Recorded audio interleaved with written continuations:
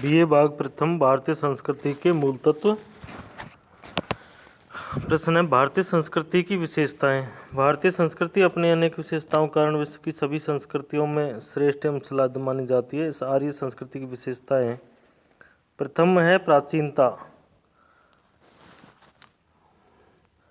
दूसरी है धर्म प्राधान्य। धर्म प्राधान्य क्या है और कैसे भारतीय संस्कृति धर्म प्रधान है, इसके बारे में हम बतलाएंगे कि भारतीय संस्कृति धर्म प्राण संस्कृति रही है। धर्म ही संस्कृति की आत्मा है। धर्म के बिना मानव के अभ्युदय की कल्पना व्यर्थ है। जैसा कि धर्म लक्षण में भी कहा है, यतो अभ्युदयनि श्रेय सिद्धि से धर्म। चूँकि संस्कृति का भी मूल लक्ष्य अभ्युदय ही है, अतः धर्म से उसका संबंध अत्यंत प्रगाढ़ हो जाता है। भारतीय संस्कृति में धर्म को इसलिए महत्ता दी गई है क्योंकि धर्म ही ऐसा तत्व है जो मानव को पशु से भिन्न करता है। कहा भी है, आहार निद्रा भय मैथुनम च सामान्यमेतत् पशु भिन्नराणाम धर्मो ही तेषाम अधिको विशेषो धर्मेणीना पशु भी समाना। धर्म के बिना मनुष्य पशु के समान है। त्रिवर्ग एवं पुरुषार्थ चतुष्टय में भी धर्म को प्राथमिकता दी गई है क्योंकि धर्म ही अर्थ एवं काम का नियमन करता था। उसी के माध्यम से मोक्ष में प्रवृत्ति होती थी। सामान्य रूप से धर्म मानव जीवन के सभी क्षेत्रों से जुड़ा हुआ था। भारतीय धर्मशास्त्रीय ग्रंथों में वर्णाश्रमों के उचित कर्तव्य का निर्देश, संस्कार, भोजन, पान, अलंकरण आदि समस्त व्यवस्था, मनोरंजन, शिल्प कला आदि समस्त धर्मशास्त्रीय निर्वचन मिलता है। प्राचीन काल में वस्तुतः भारत में सभी व्यवस्थाओं के लिए धर्मशास्त्रीय विधान मान्य एवं प्रचलित था। धर्म का क्षेत्र अत्यंत व्यापक था। फलस्वरूप धर्म के कई स्वरूप भारतीय संस्कृति के अंग बन गए थे, जैसे वर्ण धर्म, आश्रम धर्म, राजधर्म, ब्रह्मचारी धर्म, गृहस्थ धर्म, वैखानस धर्म, यति धर्म, आपरजन धर्म, स्त्री धर्म आदि। भारतीय संस्कृति में ज्ञान की प्रधानता स्वीकार की गई है। विज्ञान भी ज्ञान का साधक है, अतः ज्ञान विज्ञान भी धर्म के क्षेत्राधिकार में समाविष्ट प्रतीत होते हैं। श्रुति व स्मृति ज्ञान के आधार थे। सदाचार रूप भारतीय संस्कृति की यह विशेषता है कि उसने इन सबको धर्म का अंग बना लिया। मनु लिखते हैं, श्रुति स्मृति सदाचार स्वस्य च प्रिय आत्मनः एतत् चतुर्विधम प्राहु साक्षात धर्मस्य लक्षणम।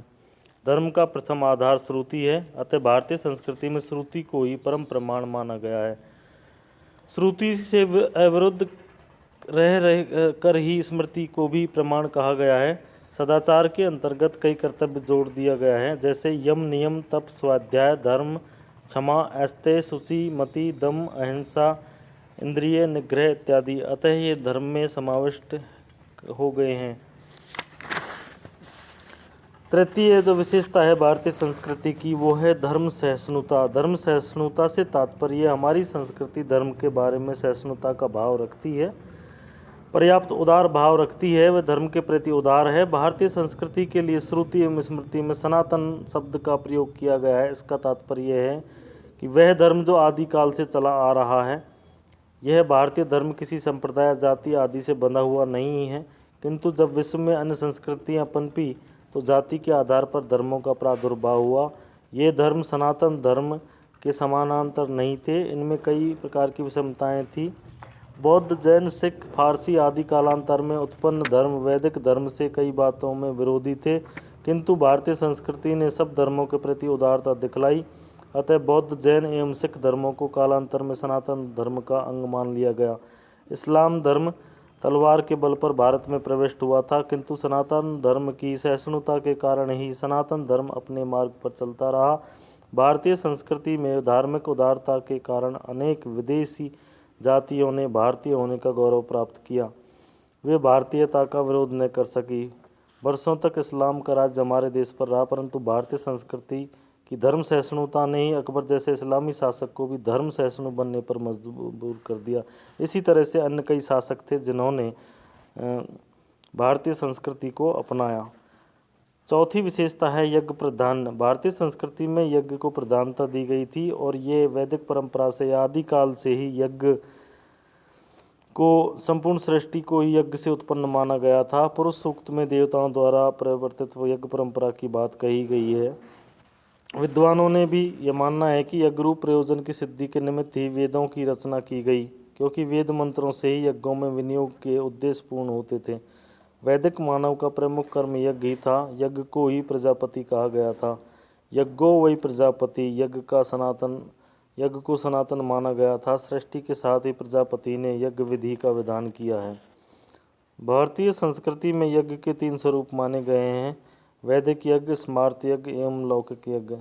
वैदिक यज्ञ की भी पुनः 3 कोटियां निर्धारित की गई हैं। उक्त विवरण से स्पष्ट है कि भारतीय संस्कृति में यज्ञों की महत्ता सर्वोपरि थी। सभी शुभ कार्यों का प्रारंभ यज्ञ से करते थे। आत्म अभ्युदय के निमित्त यज्ञ किए जाते थे। मुक्ति के लिए या स्वर्ग प्राप्ति के निमित्त भी यज्ञों का विधान था। ज्योतिष्टो में स्वर्ग कामो यजेत है, अर्थात स्वर्ग की कामना वाला व्यक्ति ज्योतिष्टेम यज्ञ करे। देवताओं की संतुष्टि के निमित्त तो यज्ञों का विधान था ही, धर्म की संपूर्णति के लिए भी यज्ञ अनिवार्य था। वैदिक विद्वानों की मान्यता के अनुसार यज्ञ देव, पितृ एवं मनुष्यों का संयोजन सेतु था। उनमें अन्योन्य भावन जगत प्रवृत्ति का निमित्त था। भगवत गीता में भी निर्देश किया है कि यज्ञ ही अन्योन्य भावन द्वारा श्रेय का प्रापक माना गया था। पंचम विशेषता है आध्यात्म प्राधान्य। जिस विषय में ईश्वर, आत्मा, पुनर्जन्म, जीव जगत की परिकल्पना या विशद चिंतन किया जाता है वह आध्यात्म ज्ञान है, और भारतीय संस्कृति में ज्ञान की अंतर्मुखी वृत्ति स्वीकार की गई। उसके द्वारा आत्मज्ञान की प्राप्ति को मानव जीवन का मूल लक्ष्य माना गया। शरीर की क्षणभंगुरता, आत्मा की नित्यता के सिद्धांत ने अध्यात्मवाद को पर्याप्त सबलता प्रदान की। शरीर को भस्मांतम शरीरम कहा गया, वहाँ आत्मा को अणोरणीयान महतो महीयान माना गया। भारतीय संस्कृति ने यद्यपि पुरुषार्थ चतुष्टय की कल्पना करके भौतिकता एवं आध्यात्मिकता के समन्वय का महान प्रयत्न किया गया, तथापि उसने भौतिकता को अधिक महत्व नहीं दिया और नैतिकता को अधिक महत्व दिया। भारतीय संस्कृति में आत्मा को जीव से भिन्न किंतु जीव में विद्यमान तत्व के रूप में स्वीकार किया। आत्मा को ब्रह्मा परमात्मा का अंश माना गया। आत्मा की प्राप्ति या उसका साक्षात्कार बड़ा ही दुर्लभ है। कहा है नायन आत्मा प्रवचनेन लभ्यो न मेघया न बहुना श्रुतेन।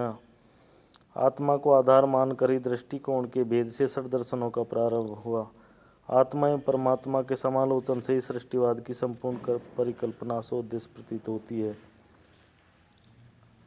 जीव शरीर की नश्वरता एवं आत्मा के अस्तित्व की सार्थकता का उदाहरण गीता में भी दिया गया है। और जिस प्रकार मनुष्य अपने पुराने वस्त्रों को त्याग कर दूसरे धारण करता है, इसी प्रकार से देह आत्मा भी पुराने शरीरों को त्याग कर दूसरे धारण करती है।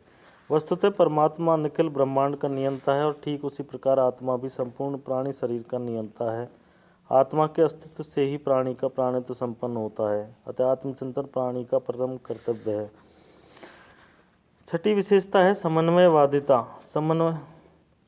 समन्वयवाद भारतीय संस्कृति का मूलाधार रहा है, जहाँ विरुद्ध धर्मानुयायियों के साथ समन्वय की चेष्टा रही है। अनेक जातियों, अनेक धर्मों, अनेक संप्रदायों, अनेक भाषाओं, बोलियों और अनेक वर्गों एवं वर्णों के बीच अभूतपूर्व समन्वय भारतीय संस्कृति में देखने को मिलता है और इसी आधार पर यह टिकी हुई है। एक दूसरे का आदर करते हैं और एक दूसरे की अच्छी चीज़ों को ग्रहण करते हैं, अच्छी शिक्षाओं को ग्रहण करते हैं और मिलकर चलते हैं। समन्वय के मूल में ही निहित है समानता की भावना। इस भावना का मूल मंत्र वेद में भी अभिव्यक्त किया गया है।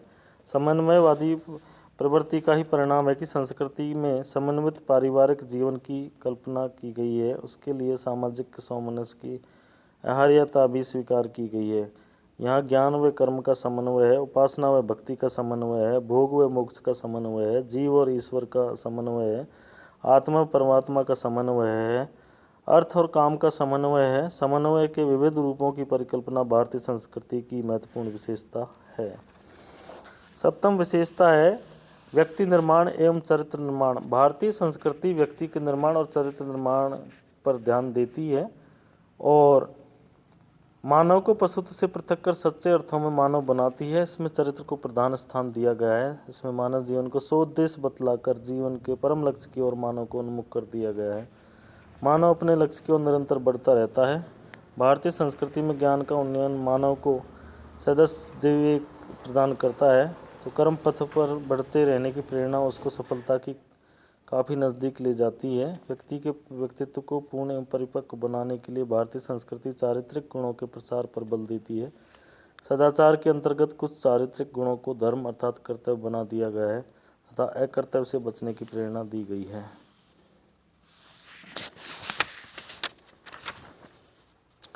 भारतीय संस्कृति के कर्णधार पुरुषों ने चरित्र के उत्कृष्ट उदाहरण प्रस्तुत किए हैं। उन्होंने अपने जीवन को चरित्र के आदर्श के रूप में प्रस्तुत किया है। राम, कृष्ण, बुद्ध, महावीर आदि के जीवन उदाहरण रूप में देखे जा सकते हैं। स्वयं चरित्रम शिक्षरेणः की भावना भारतीय संस्कृति के कर्णधारों के इस चारित्रिक आदर्शवाद में समाई हुई है। चरित्र को उदात्त बनाने हेतु ही भारतीय संस्कृति में शिव संकल्पना को महत्व प्रदान किया गया है। तन्मे मनः शिव संकल्पमस्तु प्रत्येक भारतीय के चरित्र में दृढ़ता प्रदान करने का मूल मंत्र है। तो आनो भद्रा कृतो यंतु विश्वतो की भावना चरित्र को निस्वार्थ बनाने में पूर्ण सक्षम कहा जा सकती है। चरित्र से ही व्यक्तित्व की शुद्धि होती है। इस शाश्वत सत्य को मुनि वेद व्यास ने भी बतलाया है। बहुत बहुत धन्यवाद।